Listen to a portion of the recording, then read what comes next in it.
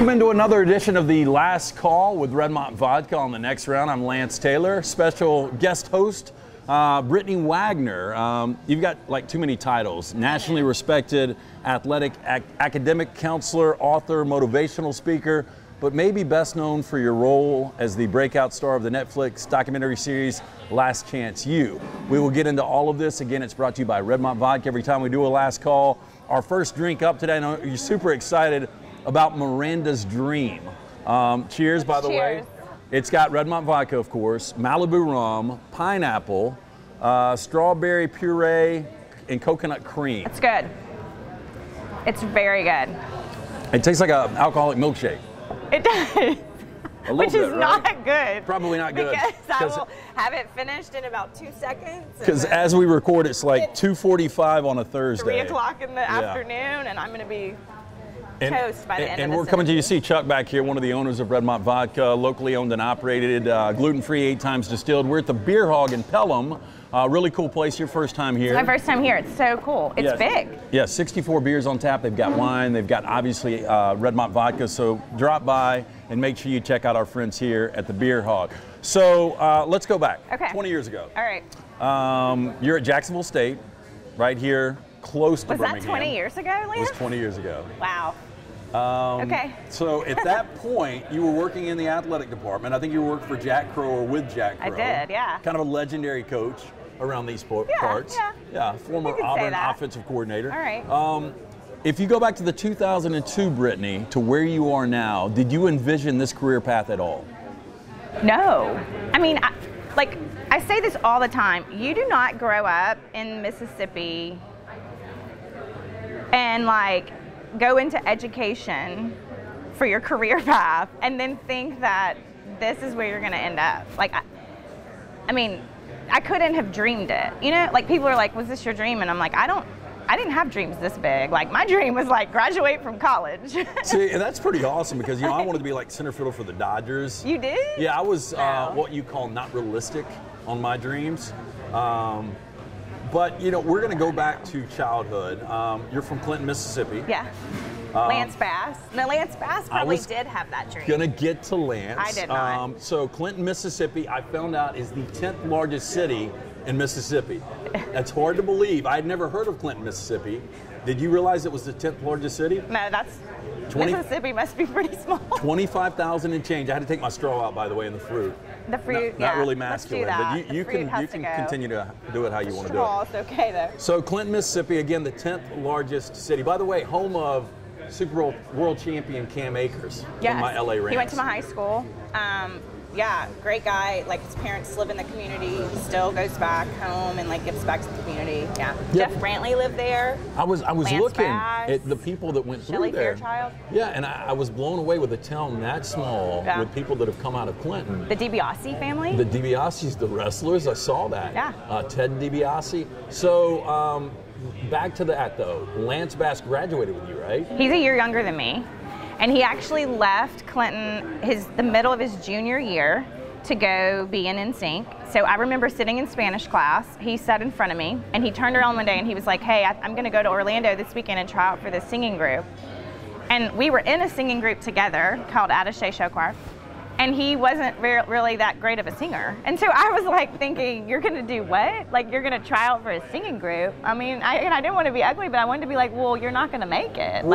Did he have a stage mom that did he have the parents that pushed him to do something like that? I mean, he was talented, musically. He did have musical talent, but he wasn't, you wouldn't have looked at him or heard him sing and think that he was going to be in this superstar pop band. I mean, that wasn't his persona.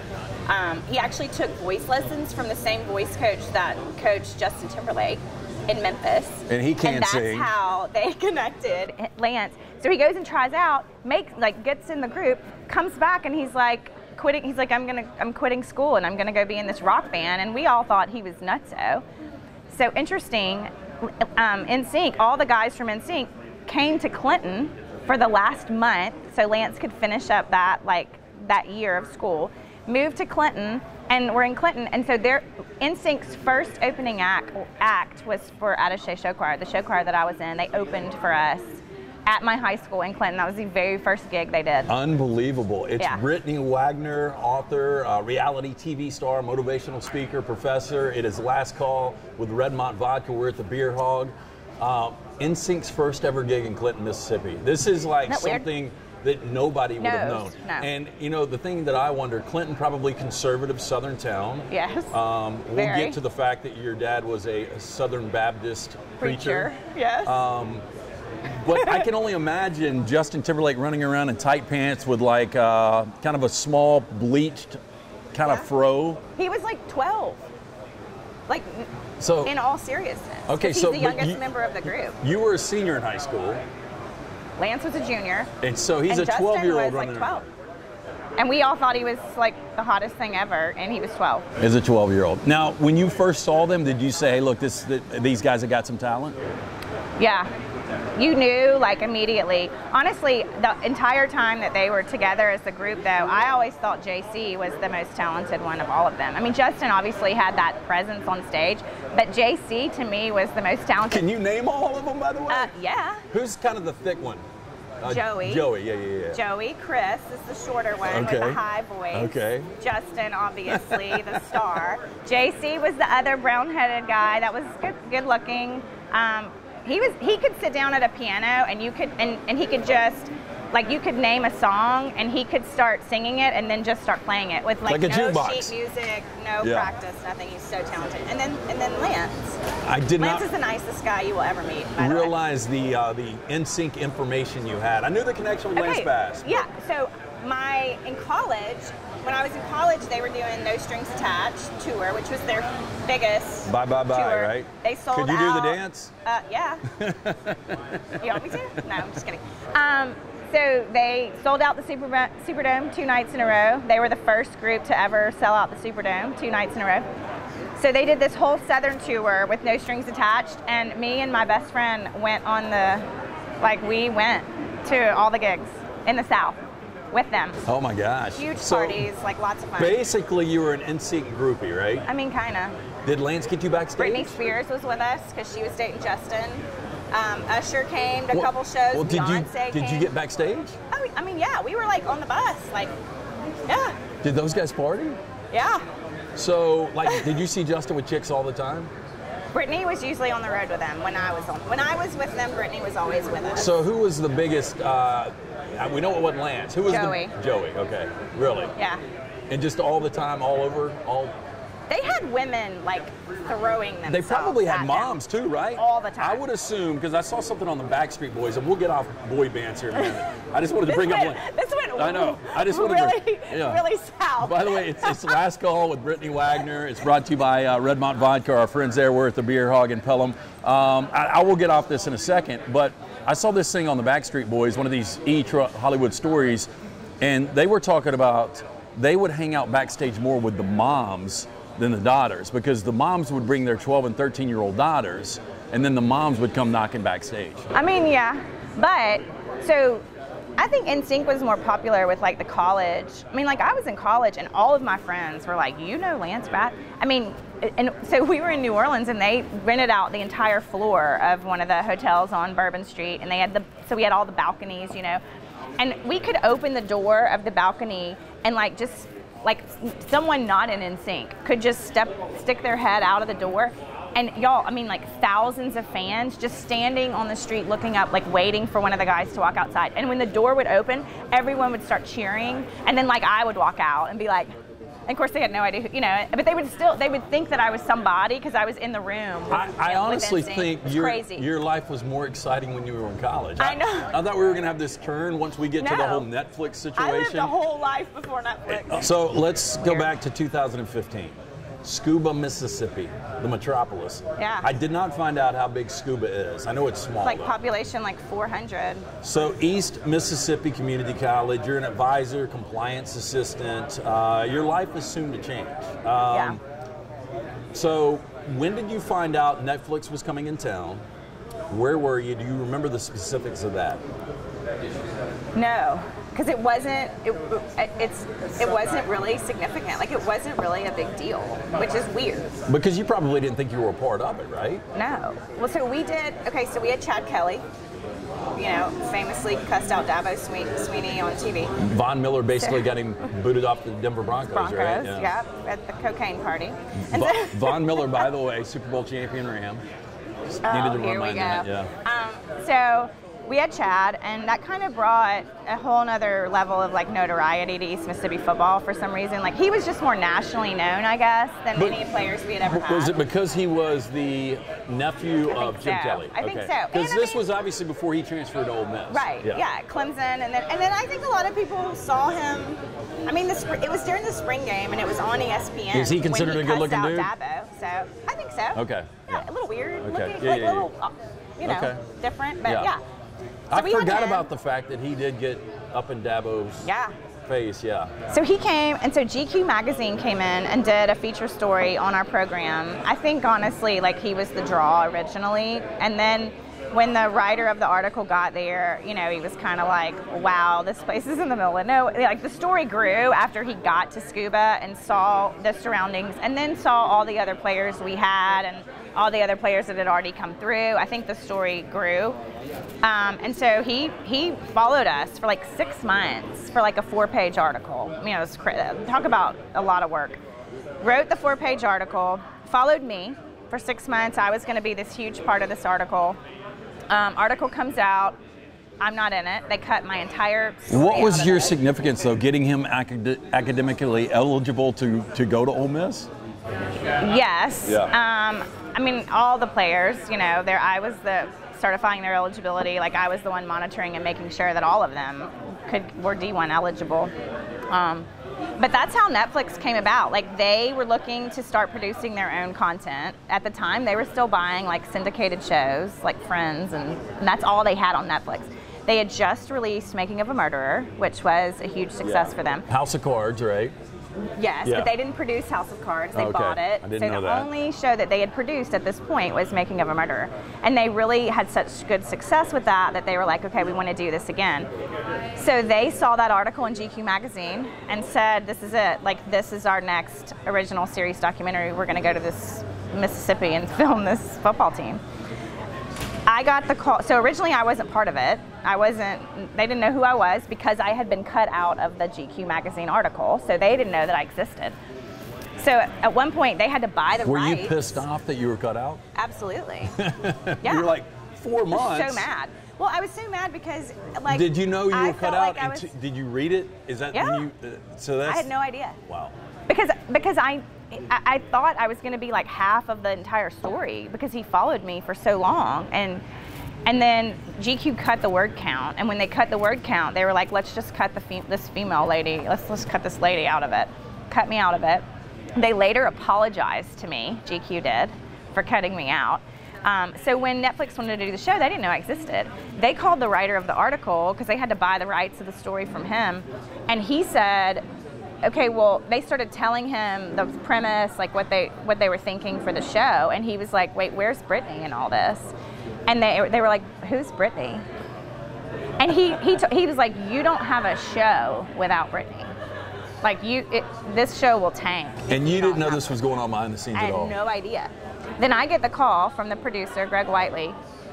I pretty much laughed in his face. Because back then it was reality TV, like there was not a reality TV star that came out of it successful. Right. Reality TV was like career outside suicide. of the first few American Idols. Which, yeah. Yeah, outside of that. But no like reality TV star was doing anything good after they got off the show. And so I was like, no, like I don't want any part of this. And the producer was like, okay, well, can we talk about it? And I'm like, yeah, absolutely, we can talk about it. But in my mind, I'm thinking, we can talk all day, I ain't doing it. And then he came to Meridian and sat down with me, and he told me to write my list of questions and concerns down, and little did he know that I had like 4 pages. Like I think he thought I would have like 2 or 3 questions. He obviously didn't know you. No, not at all. I had 4 pages of like questions and concerns. And so he sat down and we had a really long conversation, and he allowed me to watch some of the other documentaries he had done, which he did the documentary Mitt on Mitt Romney. And I was not really a fan. Never even heard of it, but I watched the documentary and I was like, this is so good. Like, I actually like this guy after watching this documentary. This is so well done.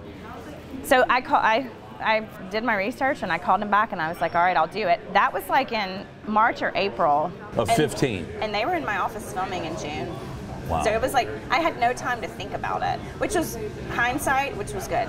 Because if I had thought about it, I think I would have tapped out. Oh my God. Or I would have just really overanalyzed, you know, every single thing. And I just didn't have time to think about it. And so they showed up one day and I was like, oh, we're doing this? All right. Last call presented by Redmont Vodka continues. We're at the Beer Hog in Pelham with Brittany Wagner. I am Lance Taylor from the next round. So we have transitioned from Miranda's Dream to a Redmont 76.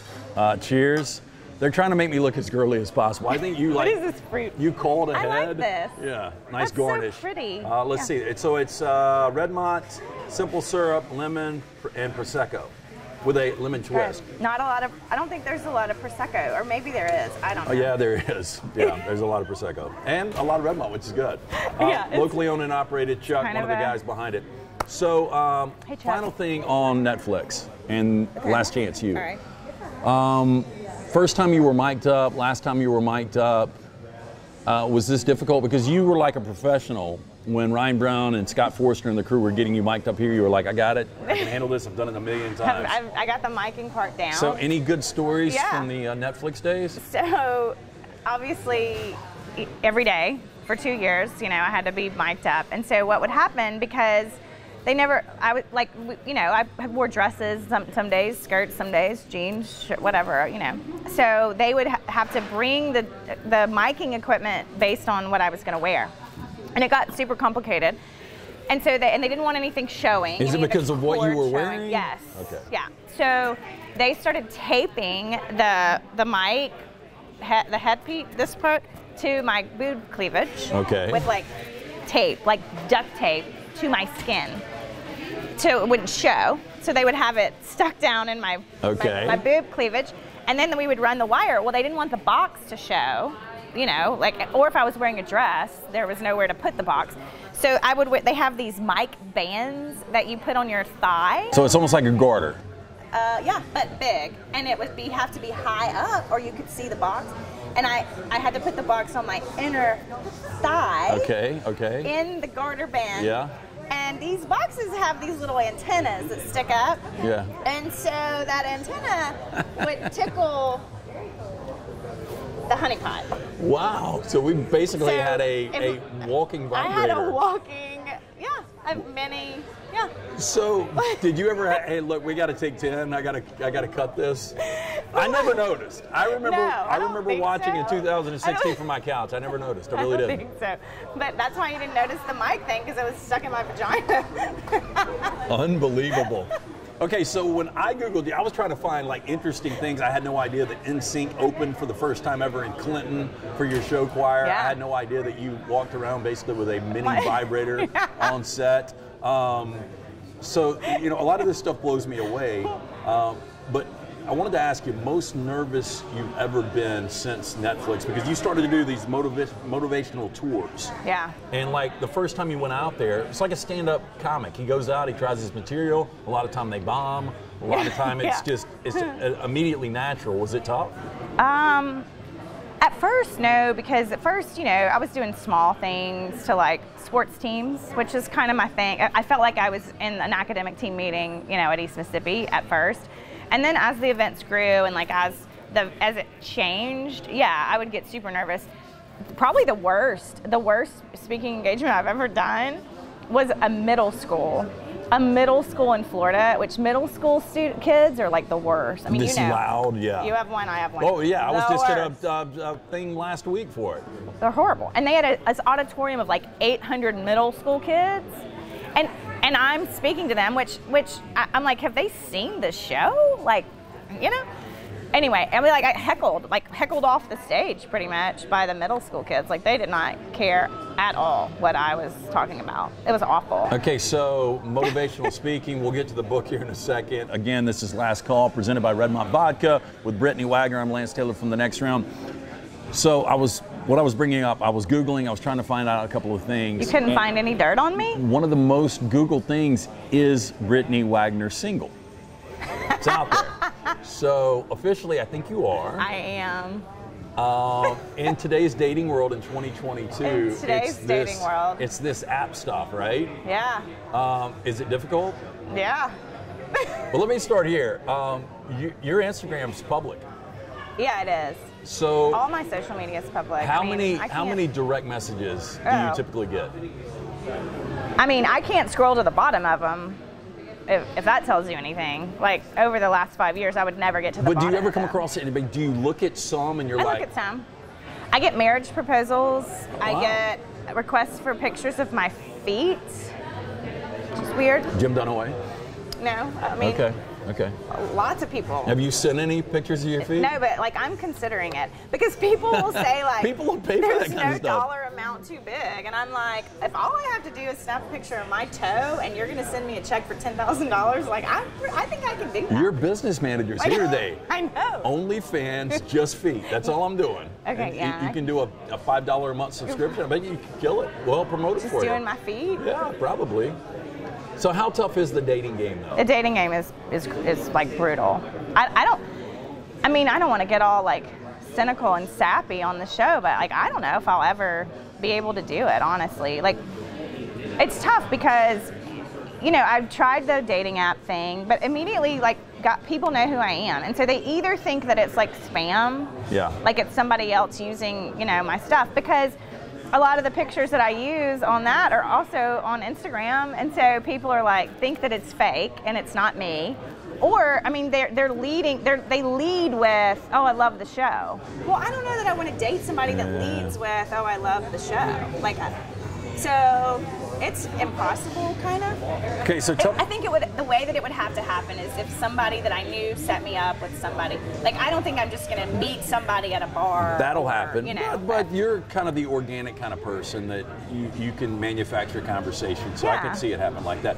Tell me the story about the time you were on Tinder, Bumble, Match, whatever the hell it was. I have so many stories. And a dude, so many. First date, picks you up, and he's got like his tank's already on E. He's got no gas. His gas light was on when he picked me up for the date, and I immediately was like, "Nope, you're out."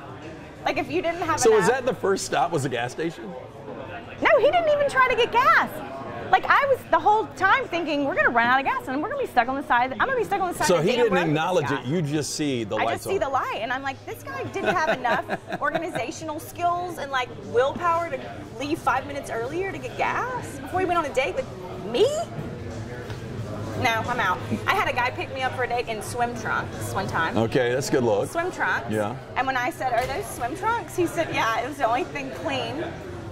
No, I'm going to need you to do your laundry a little bit more frequently. Wait, where was he going to take you in swim trunks? We went to a Mexican restaurant. This was in Mississippi still. I had another guy in Mississippi pick me up for a date with fishing poles in his truck in the middle, like on my seat. Like they were in my seat. And so I'm going to get in the truck, and there's fishing poles in the passenger seat. And I'm like, "Oh, do you need to store these in my garage?" And he's like, "No, you're going to straddle them."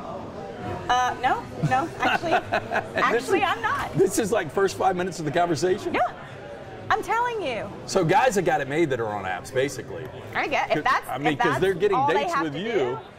Okay, so they only got one.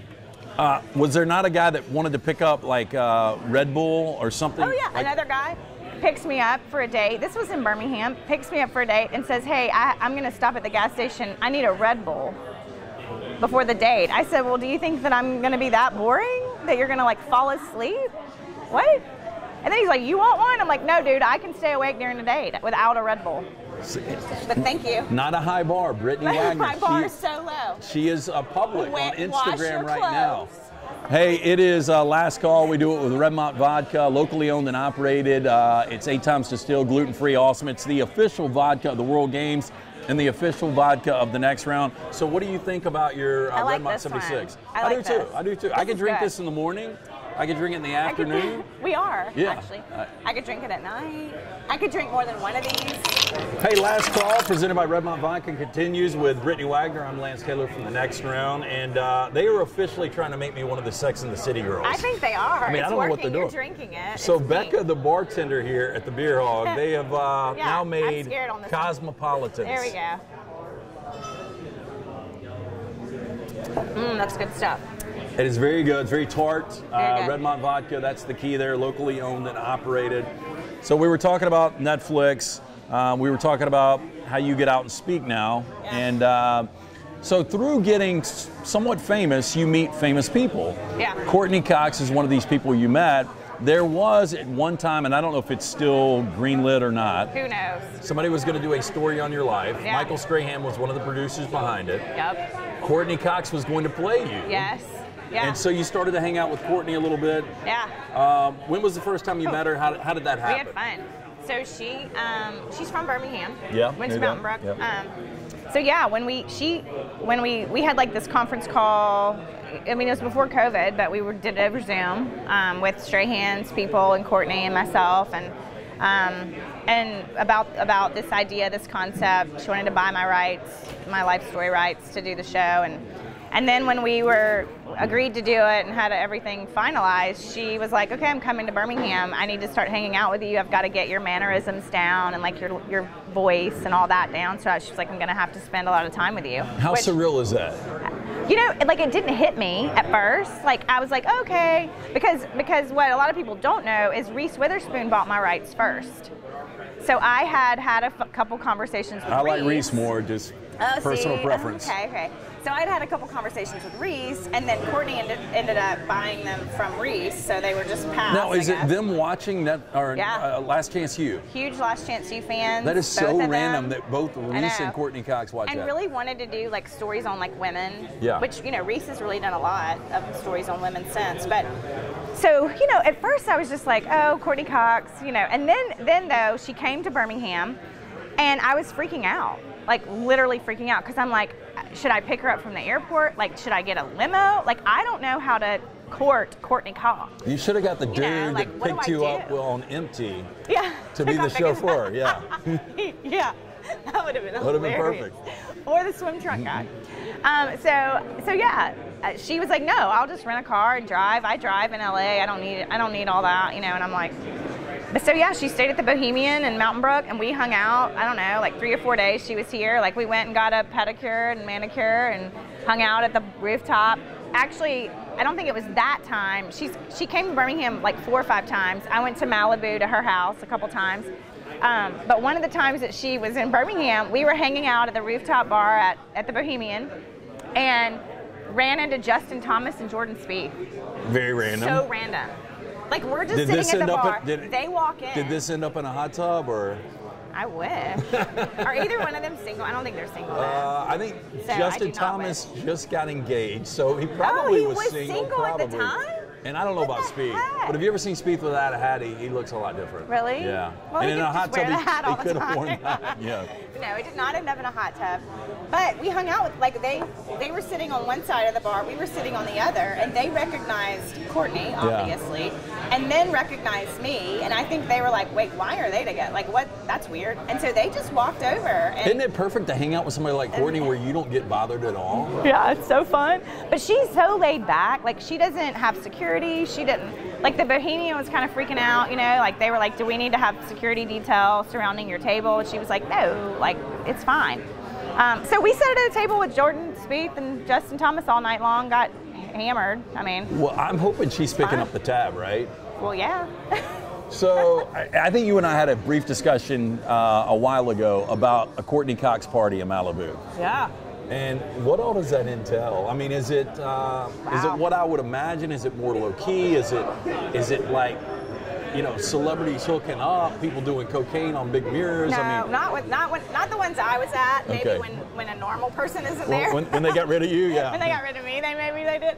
But no, like, so she has these Sunday night dinners at her house every Sunday night. And, like, it's just like an open invitation pretty much. Like, you just know if you're her friend that she has these Sunday night dinners. And she has a chef that, like, cooks all this gourmet, like, great food. and like open bar. I mean, like the drinks are flowing. There's usually kind of like a theme, you know, to the drinks and the food. But I mean, anybody and everybody can show up. So I mean, she had one night. I wasn't there for it, but Elton John shows up with Ed Sheeran. I mean, what? It's crazy. Jennifer Aniston's there all the time. Lisa Kudrow comes a lot. So who's the most famous person you saw? Kudrow, okay. I mean, you know, was around. And they're just acting normal. I didn't meet Jennifer. She was supposed to meet us that night at a restaurant, and she ended up not coming. But yeah, I mean, random. It's random people that show up. And then she's just got like her, you know, her boyfriend's in Snow Patrol, the band. Did not know that. So she hangs out with a lot of musicians because of JB, her boyfriend, and he writes a lot of songs for Ed Sheeran. So he and Ed Sheeran are really close. So there's a lot of musicians there, and Courtney's very musical. She plays the piano very well. She can sing. Obviously, she got her start dancing with Bruce Springsteen. So it's a weird mix of people, like of the musician crowd and then the TV movie crowd, and yeah. Okay, so Ed Sheeran is married. Yeah. But you said you always, the best way is going to be if a friend sets you up with somebody. Yeah, I need Courtney to set me up with someone, right? But if Ed Sheeran was single, would you go out with him? Ed Sheeran? I'd go out with him, yeah.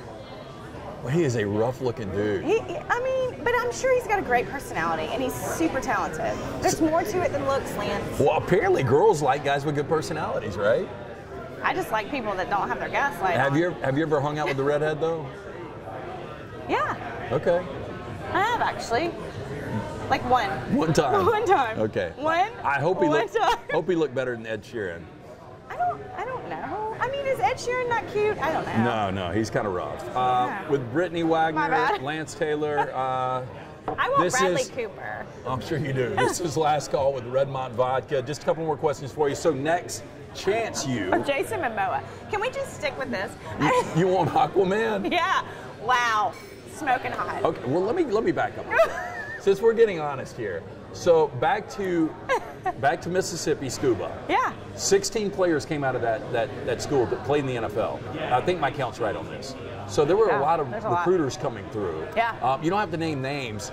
Were you hit on more? Absolutely. Were you hit on more, or were recruiters trying to get you to revise more grades to get guys eligible? Oh no, I was hit on way more than the Non-stop? grade stuff. Yeah, all the time. Did you ever give in? I'll give you a cheers. I'll give you a cheers. I mean, there's some cute coaches out there, you know? Are there, though? There are. I think we could limit that list down, too. Really? Yeah. Oh. Okay, so I'm sweating all of a sudden. Yeah, so, like, just give me some coaches that are, like, have good personalities that were fun to hang out with. Oh, whoo. I mean, Lane's fun. Okay, I've heard Lane Kiffin is a fun guy. He seems introverted. When we've had him on the show, I interviewed him one-on-one at SEC Media Days. He was very uncomfortable. That was when he was Tennessee's coach. He was very young then. He seems like more in a one-on-one in a setting like the Beer Hog here with some Redmont Vodka, he'd be a little bit more fun. He's fine, yeah. Okay. I can see where he is kind of introverted. He's fine. Look, there's a ton. Like, honestly, Steve Spurrier, I mean, like, I used to always love. Did he come to campus? Oh, yeah.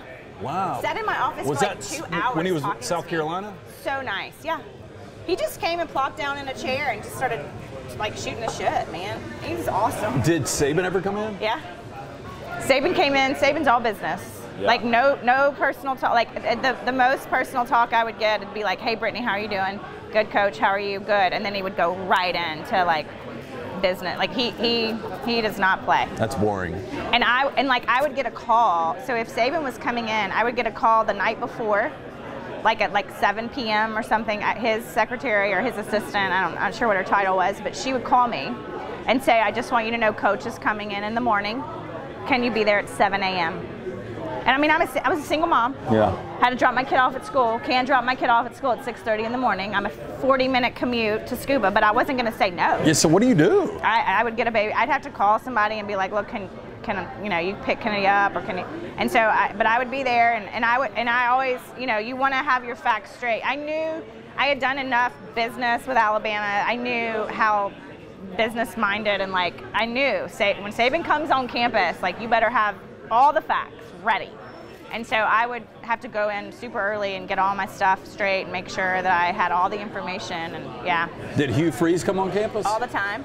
Now he was really nice. He seems really like a nice. Did he ask you though? Hey, are there any whorehouses around? I was so shocked when that story came out, because I had worked with him a lot, and never hit on you. A lot of players on this. He was one of the coaches that absolutely never hit on me or was never even like inappropriate in any way with me. And it's a small number of people that were that way. But like never in a million years did I see that side of him at all. Really, he was really nice. Butch Jones was really nice. I don't know, fun. I mean, there was a lot of like the young assistant coaches were always like fun. Yeah. Okay, so that's the exciting stuff. Now the book's boring. So I know, I don't you even can wanna get the talk book about at the book Amazon, anymore. Books A Million, Barnes and Noble, right? Yeah, online. It's Next Chance U. Next Chance U. Tools, tips, and tough love for being your A game with live. a Y-O-U. So you should get the Audible version, because I was going to ask you, what's the bigger pain in the ass, writing the book or doing the Audible version?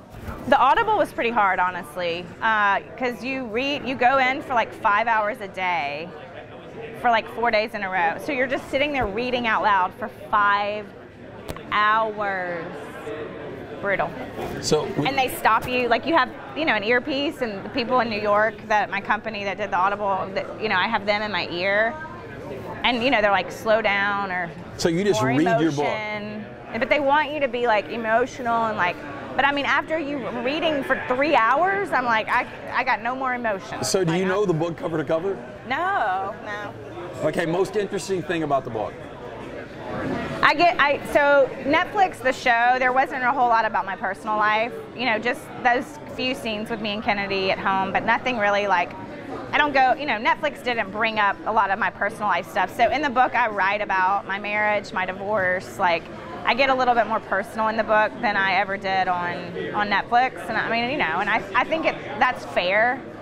Like, I think it's fair for me to be real and honest, and so I felt like if I'm going to write a book, it's not fair for me to write a book and then not be honest in it. So I got real honest about, my divorce and being a single mom and working for Coach Stevens. Like, I got a little bit more honest, I think, about my life in the book than I did on the show.